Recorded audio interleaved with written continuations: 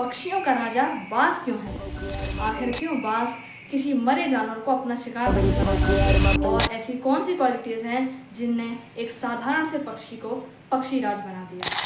आज के इस वीडियो में हम बाज की उन क्वालिटीज के बारे में बात करेंगे जिनने उसे एक साधारण बाज से पक्षियों का राजा बना दिया। बाज सिर्फ एक पक्षी नहीं है बल्कि एक चलता फिरता विद्यालय है जिससे हम बहुत कुछ सीख सकते हैं। बाज की सीख आपको एक साधारण इंसान से एक बेहद खास व्यक्ति में बदल सकती है, इसलिए इस वीडियो को अंत तक देखना। बाज की सबसे पहली और सबसे इम्पोर्टेंट क्वालिटी, बाज हमेशा ऊंचा सोचता है। बाज कभी भी दूसरे पक्षियों की तरह नीचे नहीं सोचता। वो नीचे उड़ने पर तो विश्वास ही नहीं रखता, क्योंकि उसे पता है अगर ऊंचा उड़ना है तो सबसे पहले नीचे उड़ना छोड़ना पड़ेगा। जहाँ सारे पक्षी सिर्फ सुरक्षित रहने का सोचते हैं, वहाँ बाज कुछ और ही सोचता है। बाज वहाँ जाके उड़ता है जहाँ कोई पहुँच ही नहीं पाता।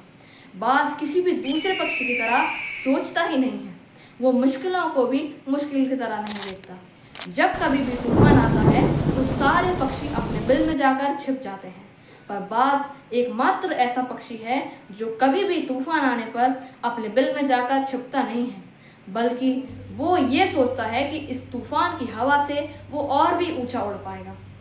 अगर आप छोटा सोचेंगे तो आप भी दूसरे पक्षियों की तरह नीचे ही उड़ पाएंगे, पर अगर आपको बाज की तरह आसमान छूना है तो आपको बड़ा सोचना पड़ेगा, और उसके लिए आपको आज से ही छोटा सोचना बंद करना पड़ेगा।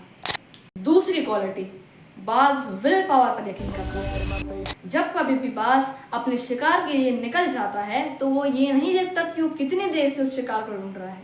वो बस शिकार से मतलब रखता है, फिर चाहे उस शिकार को ढूंढने में कितना ही वक्त क्यों ना लगे। पर कोई और पक्षी शिकार ना मिलने पर अपने घर को वापस चले जाता है। सीखने की बात शिकार से नहीं है, सीखने की बात उस पक्षी राज बाज की विल पावर से है। साधारण पक्षी पीछे मुड़ जाते हैं, पर बाज अपना शिकार लिए बिना घोंसले में नहीं जाता। सीख, असफलता का सामना विल पावर ही कर सकती है। तीसरी क्वालिटी, बाज मुश्किलों का फायदा उठाता है। जब कभी भी तूफान आता है तो सारे पक्षी अपने बिल में जाकर छुप जाते हैं, पर बाज एक ऐसा पक्षी है जो कभी भी उस तूफान से डरता नहीं है, बल्कि वो ये सोचता है कि इसी तूफान की हवा उसे और ऊंचा उड़ाएंगे। बाज मुश्किलों को मुश्किल की तरह नहीं देखता, बल्कि वो ये सोचता है कि यही मुश्किलें उसे और ऊंचा उड़ाएंगी और बेहतर बनाएंगी।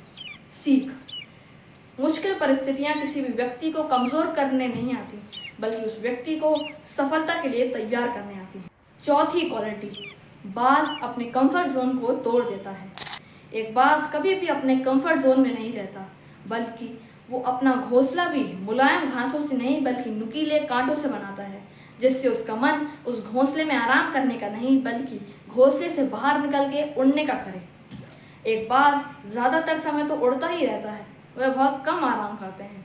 जब मादा बाज के बच्चे उड़ने लायक सक्षम हो जाते हैं तो वो बाज उन्हें प्यार नहीं देती, बल्कि उन्हें उस घोंसले से बाहर फेंक देती है, जिससे वो बच्चे अपनी माँ पर निर्भर ना रहें और अपने सारे काम खुद करें।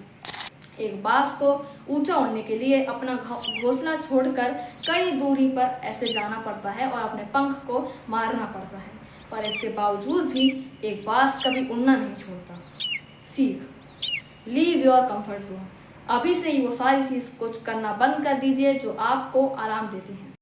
पांचवी और अंतिम क्वालिटी, बाज लगातार खुद को बेहतर बनाते रहता है।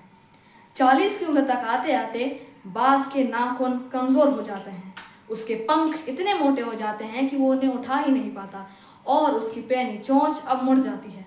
ऐसी अवस्था में वो कई दिन अकेले बिताता है। इस अवस्था में उसके पास दो विकल्प रहते हैं, या तो वो अपना जीवन ऐसे ही अकेले जिए या फिर दर्द सह के वापस वैसी ऊंचाइयां भरे। पर हर बाज इन दोनों विकल्प में से बेहतर जिंदगी को ही चुनता है। वो बाज सबसे पहले अपनी चोंच से अपने पंख अलग करता है, उसके बाद अपने नाखून को और अपनी चोंच को पत्थर से घिस घिस कर काट देता है। कुछ दिनों के बाद उस बाज के और लंबे पंख आते हैं और पैनी चोंच आती है और उससे भी मजबूत नाखून आ जाते हैं, और वापस वो बाज वैसे ही लंबी ऊंचाइयों को तय करता है और 30 साल और उड़ता है। सीख, आप लगातार खुद को बेहतर बनाने में लगे रहिए। ये क्वालिटीज़ जिन जिन में भी होंगी वो बांस की ही तरह एक राजा बन के जिएगा और खूब लंबी ऊंचाइयों को तय करेगा। पर इन सब क्वालिटीज़ का होना बहुत ज़रूरी है अगर आपको भी राजा बनना है तो। Thank you.